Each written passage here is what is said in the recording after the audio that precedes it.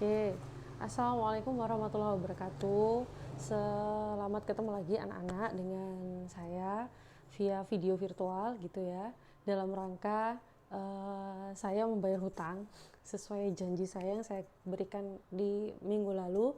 Karena minggu lalu diskusi via forum ternyata kurang maksimal dan masih ada banyak pertanyaan yang terjadi gitu ya, ada beberapa materi yang mungkin agak miss pemahaman, maka saya memberikan video ini dengan harapan untuk bisa memberikan beberapa tambahan informasi kepada Anda sehingga kemarin yang miss interpretasi bisa sedikit terkonfirmasi dan juga bisa menjawab beberapa pertanyaan yang sudah Anda kirimkan ke saya gitu ya. Jadi sebelum saya menjawab pertanyaan-pertanyaan yang kemarin, saya mau ulas sebentar tentang materi pertemuan 2 yang seperti Anda lihat di layar. Materi ini barangkali kemarin kurang pas, biar saya jelaskan sebentar gitu ya, sedikit. Setelah itu nanti saya jawab pertanyaan-pertanyaan yang dari Anda gitu ya. Oke, saya langsung saja. Yang pertama, di materi kedua ini saya menyampaikan bahwa yang pertama ada gambaran umum dari filsafat pendidikan matematika. Kenapa perlu pembahasan gambaran umum? Karena yang pertama, memang cakupannya dari filsafat pendidikan matematika itu sangat luas gitu. Seperti yang saya sampaikan di pertemuan yang pertama ya, ketika kita pertemuan bahas tentang gambaran umum perkuliahan.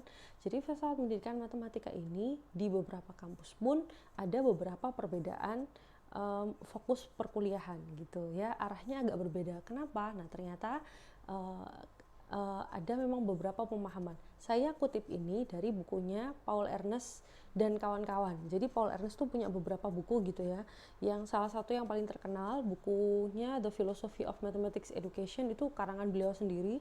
Itu buku sudah lama sekali, tahun sekian. Kemudian tahun 1991 beliau berkolaborasi lagi dengan beberapa penulis yang lain dan menulis highlight rangkuman kira-kira isu-isu yang terbaru yang terjadi dalam matematika itu seperti apa gitu pada saat itu gitu lah. Saya ambilkan dari buku itu dan mungkin karena ini agak terjemahan saya manual agak kurang pas gitu ya, mungkin kurang ini ya. Jadi kalau filsafat pendidikan matematika itu sendiri, kalau kita ambil artinya itu, maka seperti yang Anda lihat mulai dari ini loh. Pendidikan matematika menyangkut tujuan atau dasar pemikiran di balik praktek mengajar matematika. Karena pengajaran matematika adalah suatu aktivitas sosial yang tersebar luas dan sangat terorganisir, maka maksud, tujuan, alasan, dan sebagainya dari pengajaran matematika perlu dikaitkan dengan kelompok sosial dan masyarakat pada umumnya, sambil mengakui bahwa ada banyak tujuan dan sasaran yang berbeda di antara orang dan kelompok yang berbeda. Dari sini sebenarnya Paul Ernst itu menekankan bahwa pengajaran matematika itu loh ada banyak sekali dan berbeda-beda gitu ya, maksudnya, tujuannya, alasannya, dan sasaran masyarakatnya pun, kelompok sosialnya pun berbeda-beda. Maka kita perlu menyesuaikan gitu. Nah, kita perlu menyesuaikan. Kemudian karena penyesuaian ini tergantung pada lingkungan dan tergantung pada kondisi dan macam-macam, maka kita perlu belajar yang namanya filsafat pendidikan matematika gitu. Kenapa? Supaya kita tahu basicnya atau yang paling perlu, paling inti yang harus ditelaah itu apa gitu, kalau dasarnya si Paul Ernst gitu. Sehingga ketika kita ngomong filsafat pendidikan matematika, itu nantinya yang akan dipelajari atau yang akan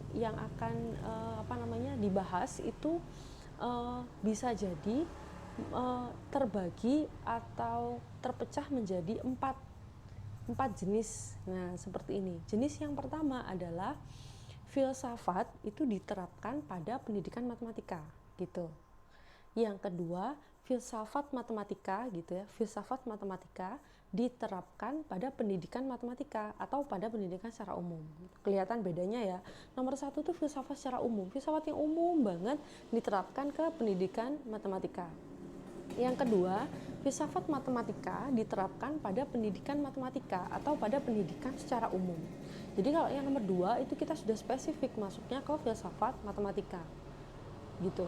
Nanti dikaitkan sama teori pendidikan. Nah, kemudian yang ketiga adalah filsafat pendidikan diterapkan pada pendidikan matematika. Jadi fokusnya di filsafat pendidikan. Nah, itu bedanya ya. Nomor 2 itu fokus utamanya di filsafat matematika, kemudian diterapkan, dikaitkan ke pendidikan matematika. Sedangkan yang nomor 3 itu filsafat pendidikan yang jadi koridor utamanya, kemudian diterapkan dan digandengkan dengan teori dari pendidikan matematika. Seperti itu. Nah, Jadi 3 ini yang paling umum gitu ya. Masing-masing kemungkinan penerapan filsafat untuk pendidikan matematika yang disebutkan di atas, nah ini mewakili fokus yang berbeda gitu. Dan mungkin mengedepankan berbagai isu dan masalah yang berbeda. Nah ini, jadi mungkin barangkali nanti saya atau dengan dosen yang lain fokusnya nanti berbeda, tidak masalah gitu. Tidak masalah. Yang penting kita masih tetap ada di koridor utamanya, yaitu filsafat pendidikan dan filsafat matematika gitu ya. Seperti itu. Nah, kemudian untuk yang keempat bisa jadi dalam bentuk penerapan konsep atau metode filsafat seperti sikap kritis untuk mengklaim, membuktikan serta analisis konseptual secara rinci dari konsep, teori, metodologi, hasil penelitian matematika dan matematika itu sendiri. Kalau nomor 4 ini kayaknya mungkin sudah mulai advance, jadi yang mungkin untuk S3 gitu ya. Jadi beliau-beliau yang sudah benar-benar memahami filsafat, kemudian mereka akan mengkritisi kebijakan pendidikan matematika atau tentang matematika murni itu sendiri gitu. Itu bedanya seperti itu. Lah kita perkuliahan kita sendiri ada di level mana gitu. Lah perkuliahan kita filsafat pendidikan matematika itu ada di kategori yang mana gitu, masuk jenis yang mana gitu. Lah saya sendiri karena saya masih awam gitu ya, ilmu saya belum terlalu banyak, maka mungkin kalau saya merumuskan mungkin kita masuk di antara poin 2 dan poin 3 gitu. Jadi kita fokusnya ke pendidikan matematika dan juga di filsafat matematika dan juga di filsafat pendidikan. Nanti kita combine sendiri. Jadi sambil berjalan kita ngomongin filsafat pendidikan, nanti sambil juga kita ngomongin tentang filsafat matematika gitu ya. Jadi sambil jalan. Nanti kita gabungkan. Nanti dari situ kita akan dapat sambil jalan bagaimana kita menerapkan teori filsafat pendidikan yang akar itu nanti kita terapkan ke pendidikan itu seperti apa. Dan juga kita dapat teori matematika yang basic itu hakikatnya matematika itu begini, nanti kalau diterapkan di pendidikan seperti apa. Nah, kayak gitu. Kira-kira seperti itu ya. Jadi empat ini intinya seperti itu. Jadi menjelaskan dulu filsafat itu seperti apa. Filsafat pendidikan matematika itu seperti apa gitu. Poin 2 adalah mengapa perlu mempelajari filsafat lah. Ini sebenarnya saya juga agak ini kan saya sudah cantumkan ya di sini, tapi ternyata ada juga yang tanya gitu ya. Kenapa kita harus mempelajari filsafat atau kenapa pendidik itu harus mempelajari filsafat gitu lah. Nah, di materi sudah ada gitu kan dia. Jadi kalau di sini dikatakan, ini dari bukunya Ernest juga, filsafat itu menyediakan alat berpikir untuk mempertanyakan status, untuk melihat bahwa konsep what is itu bukanlah konsep what has to be gitu. Jadi sesuatu yang sifatnya apa itu bukanlah suatu keharusan gitu. Kalau kita bertanya sesuatu, misalkan mengajar matematika itu seperti apa gitu ya. Nah, maka jawabannya adalah beberapa penjelasan gitu, poin-poin. Tapi penjelasan pengajaran matematika itu seperti apa itu tidak mengharuskan kita gitu. Jadi nggak harus seperti ini atau harus seperti itu enggak gitu lah. Filsafat itu memberikan koridor itu gitu. Artinya kalau kita sudah mempelajari filsafat kan mempelajari akarnya banget. Nah, berarti kita itu nggak kemudian mewajibkan atau mengharuskan orang lain untuk melakukan sesuatu padahal itu sifatnya dia tidak wajib gitu. Nah, itu seperti itu ya. Jadi di sini ditulis banyak sekali. Jadi untuk melihat batas antara mungkin dan tidak mungkin yang tidak selalu diberitahukan kepada kita gitu. Jadi seperti itu kira-kira ya. Seperti ketika kita, nah ini sudah saya kasih contohnya. Seperti ketika kita membaca suatu literatur. Nah, itu akan memungkinkan kita untuk berdiri di posisi orang lain dan melihat dunia atau melihat sudut pandang dari mata dan imajinasi mereka. Kayak kita ketika baca novel gitu kan, seolah-olah kita akan menjadi beliaunya gitu, atau seolah-olah itu adalah peristiwa yang kita alami gitu. Jadi kita melihat sesuai imajinasi mereka. Filsafat seperti itu. Ketika kita mempelajari sesuatu, berarti kita sedang mempelajari dari konteks orang yang berbeda gitu. Sehingga ketika kita memaknai sesuatu itu tidak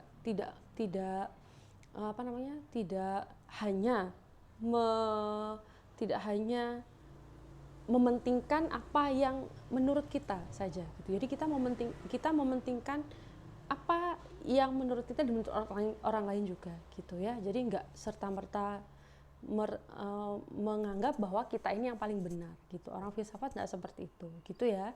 Nah, itu penjelasan di atas. Kemudian analisis di atas berujung pada masukan bahwa filsafat pendidikan matematika harus hadir gitu ya, harus hadir. tidak hanya untuk maksud dan tujuan belajar mengajar matematika, atau bahkan hanya filsafat matematika dan filsafatnya untuk implikasi untuk praktik pendidikan gitu. Jadi makanya kemudian karena isu yang seperti ini, karena penjelasan yang seperti itu tadi, maka kemudian filsafat pendidikan matematika ini cukup perlu untuk masuk di ranah dunia pendidikan matematika gitu ya, seperti itu gitu ya, gitu dulu ya. Nah, selanjutnya ini membahas tentang ini ya, aspek-aspek dan seterusnya. Ini kayaknya ini jelas ini, bahwa jelas sekali ya kalau kita itu nanti sudah belajar tentang filsafat, maka ada banyak sekali pertanyaan-pertanyaan yang bisa kita kembangkan gitu ya. Jadi yang mulai yang basic banget gitu, matematika itu apa gitu, apa hubungannya matematika dengan masyarakat, pembelajaran itu seperti apa gitu-gitu. Semua pertanyaan itu kalau nanti dijabarkan semakin luas akan banyak sekali kaitannya gitu. Sebenarnya ini pun terkait dengan filsafat gitu ya. Ini beberapa contoh ini sudah saya satu persatu ya, saya ambilkan satu persatu, dan menurut Ernest ini sebenarnya sangat perlu gitu di pengajaran kita sehari-hari, seperti itu ya. Kemudian saya memberikan poin diskusi gitu, karena ini sangat menarik ya, poin diskusi pembuka ini. Biasanya kalau perkuliahannya itu tatap muka, ini adalah salah satu isu yang paling seru untuk dibahas di pertemuan diskusi perdana, di pertemuan 2 selalu ya. Saya akan selalu awali dengan pertanyaan bahwa apakah kebenaran dalam matematika itu sifatnya mutlak gitu. Apakah matematika itu adalah ilmu pasti gitu ya. Jadi itu yang pertanyaan yang biasanya akan selalu memunculkan kontroversi, karena seringkali ternyata pemahaman kita dengan pemahaman yang sesungguhnya filsafat itu berbeda. Ini mulai asik nanti di sini gitu. Kalau tatap muka seru ini sebenarnya. Nah, di sini saya jelaskan, pahami dulu apa itu hakikat ilmu pengetahuan. Jadi ini saya ambilkan dari buku Ernest yang lama, yang asli ya gitu, yang The Philosophy of Mathematics Education. Beliau menuliskan, sebelum kita mempelajari tentang apa itu pengetahuan matematika gitu, kita pahami dulu apa sih hakikat ilmu pengetahuan gitu. Menurut beliau, pengetahuan itu secara sederhana dianggap sebagai kepercayaan yang dibenarkan gitu, yang diyakini benar. Dengan apa meyakini benarnya? Bisa dengan pembuktian gitu kan. Pembuktiannya dengan apa gitu? Pembuktiannya bisa dengan yang empiris maupun yang non empiris. Lah disinilah matematika itu muncul gitu ya. Kenapa? Karena nanti masuknya ke ranah yang non empiris gitu. Empiris apa, non empiris apa, googling lah ya, apa arti kata empiris gitu ya.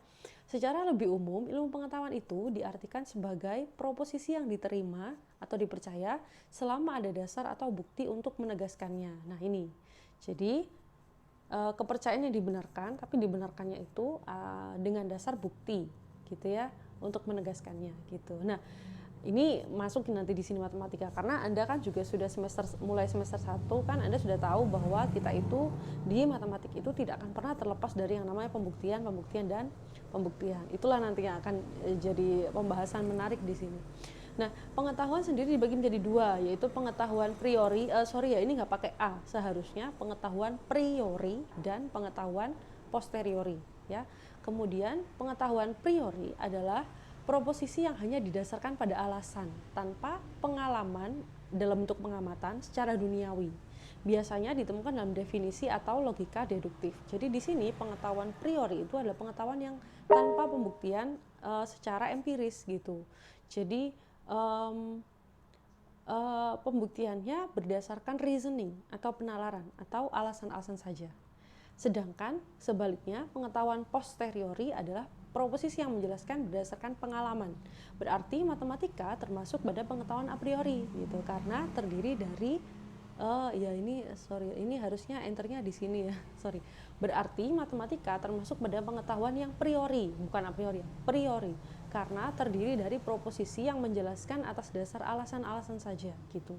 Seperti yang kita tahu dulu, saya kan ngomong ya, kalau matematika itu sebenarnya semuanya barangnya abstrak gitu, karena semuanya hanya berupa benda-benda abstrak. Nah, di sini berarti matematika itu diruntutkan pada suatu hal yang sifatnya itu hanya berdasarkan pada alasan. atau tanpa pengamatan secara empiris gitu. Kenapa? Karena kalau kita uh, bedakan dengan cabang ilmu yang lain kayak fisika, kimia, biologi, ada hal-hal yang bisa diamati secara empiris gitu ya. Sedangkan di matematika semua objeknya tidak bisa diamati gitu kan. Tidak ada yang diamati secara empiris gitu, sehingga dia termasuk dalam pengetahuan priori gitu. Alasannya ini ditulis, alasannya termasuk logika deduktif, dan yang digunakan sebagai definisi hubungannya adalah aksioma matematika atau postulat. Jadi yang kita pakai dasar pembenaran atau pembuktian kebenarannya itu bukan dari pengamatan, bukan dari eksperimen, tapi dari aksioma-aksioma atau definisi yang sudah disepakati sebelumnya gitu. Jadi yang menjadi dasar untuk menyimpulkan pengetahuan matematika itu ya aksioma, definisi, postulat gitu. Dan itu sebenarnya sifatnya adalah berupa kesepakatan gitu kalau kita telaah di sejarah matematika gitu ya. Nah, bukti dari proposisi matematika adalah proposisi terbatas yang memenuhi syarat cukup gitu. Nah, seperti itu ya. Jadi pengetahuan-pengetahuannya itu dibangun atas dasar argumen-argumen saja dan hal-hal yang sifatnya itu sebenarnya abstrak gitu ya. Sehingga kalau kita ngomongin matematika itu apa ya, hakikat ilmu matematika itu apa gitu, maka sebenarnya dia adalah suatu ilmu, bukan ilmu ya, sorry, kita nggak bisa merumuskan. Bahkan Anda kalau cari di Wikipedia definisi matematika pun di situ dituliskan bahwa tidak ada definisi khusus dari matematika gitu, tidak ada, bahkan tidak ada satu pakar pun yang mendefinisikan matematika itu apa gitu. Tapi kalau hakikatnya gitu ya, hakikatnya matematika itu ya serangkaian kebenaran yang dirumuskan atau diterima kebenarannya lewat alasan-alasan atau aksioma-aksioma yang sudah disepakati sebelumnya, seperti itu ya. Itu gambaran umum. Saya pun tidak bisa mendefinisikan matematika itu apa ya, apalagi saya gitu ya, yang mereka pakar-pakar aja nggak bisa mendefinisikan gitu, apalagi saya. Kemudian nah di sini ini muncul yang kemarin cukup menjadi perdebatan adalah ketika saya memberikan argumen tentang ada kaum absolut sama kaum falibis ya. Jadi yang dulu ketika orang memahami matematika itu dan belajar filsafat dan matematika, ada kaum yang kita sebut sebagai kaum absolut, di mana mereka meyakini bahwa pengetahuan matematika itu adalah pengetahuan yang memiliki nilai kebenaran yang unchangeable atau tidak dapat ditantang, tidak dapat diubah gitu. Tidak dapat diubah. Jadi kebenarannya benar-benar mutlak gitu sifatnya. Nah, dasarnya untuk mengklaim ini adalah pernyataan dasar yang digunakan dalam pembuktian itu dianggap benar. Ini loh, dulu kalau Anda masih ingat ya, ketika kita itu belajar tentang pembuktian ya di akhir-akhir yang aturan inferensi dan seterusnya gitu. Kita kalau mau membuktikan sesuatu, kita awali dari argumen yang sifatnya itu benar. Premisnya harus benar dulu gitu kan. Jadi yang pertama, dasar yang digunakan untuk pembuktian dianggap benar. Jadi orang matematika itu berangkatnya dari sudah premis yang bernilai benar gitu. Kemudian aksioma matematika diasumsikan benar. Jadi definisi aksioma itu sudah benar. Ini asalnya dari kesepakatan ya. Untuk tujuan pengembangan sistem yang sedang dipertimbangkan, definisi matematika adalah benar dan aksioma yang diterima juga adalah benar. Itu dasarnya mereka. Kemudian yang kedua, aturan logika penarikan kesimpulan adalah kebenaran. Jadi aturan inferensi yang dulu Anda pahami itu sistemnya, strukturnya memang benar. Jadi kalau premis-premis benar dan seterusnya ke bawah semuanya juga akan benar. Jadi dari premis yang benar itu, kemudian premisnya sudah benar, sistemnya benar, maka nanti kesimpulan akhir yang kita terima juga benar. Berarti dalam matematika itu mereka punya keyakinan bahwa berarti benar gitu. Berarti benar, dia adalah pengetahuan yang selalu benar gitu. Kalau kita berangkat dari startnya sudah benar, maka pasti hasilnya juga akan benar gitu. Nah, itu yang diyakini oleh kaum falibis gitu, yang diyakini oleh diyakini oleh kaum absolut gitu.